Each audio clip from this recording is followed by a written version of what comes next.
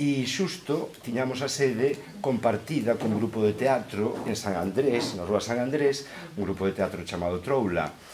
E dous compañeiros foron tomar un café ao Manhattan Plaza, da Plaza Pontevedra, que quedaba ali pertiño.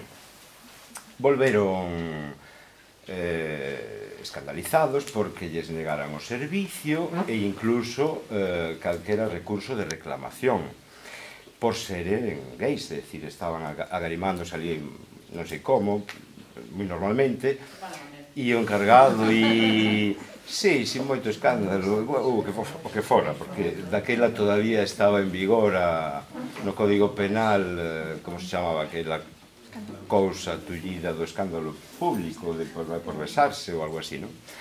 Entón, claro, baixamos todos os que ali estábamos na sede do local a comprobar se efectivamente, por seren gays, non nos servían, gays e lesbianas, non nos servían a consumición. E tal cal comprobamos.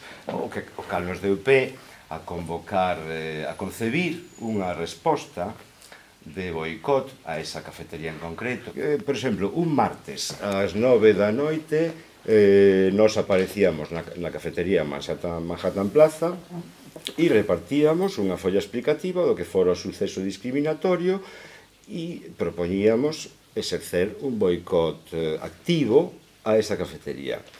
Entón, nada, efectivamente, ali entramos, repartimos os panfletos. A cafetería, non hai que dicir, está petada de xente. Logo nos confesaron moita xente que se instalaran ali dende as 5 da tarde, algúns pediran sobremesas, merendas, tés, de todo.